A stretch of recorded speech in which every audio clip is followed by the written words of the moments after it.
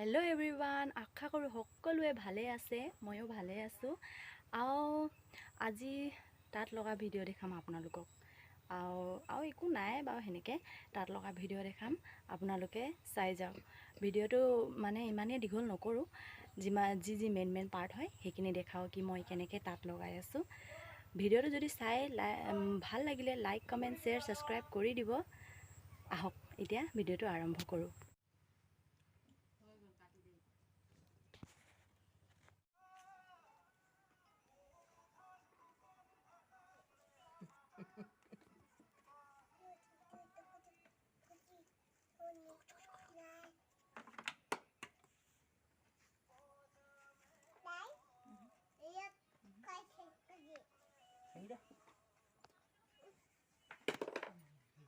মানে গৰম নহয় গাইজ, সেইকাৰণে ভিডিঅ'টো মানে পূৰাকৈ দেখাব নোৱাৰিলোঁ।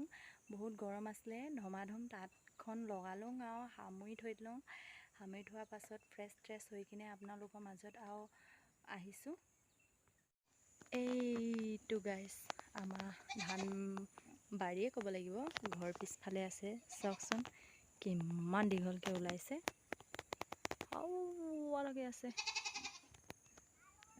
এইটো ধানটো কুকুৰা বোৱা ধান বোলে।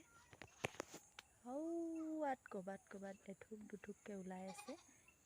আমাৰ ঘৰৰ ওচৰত চাওকচোন কিমান ঝকা টকু লাগিছে।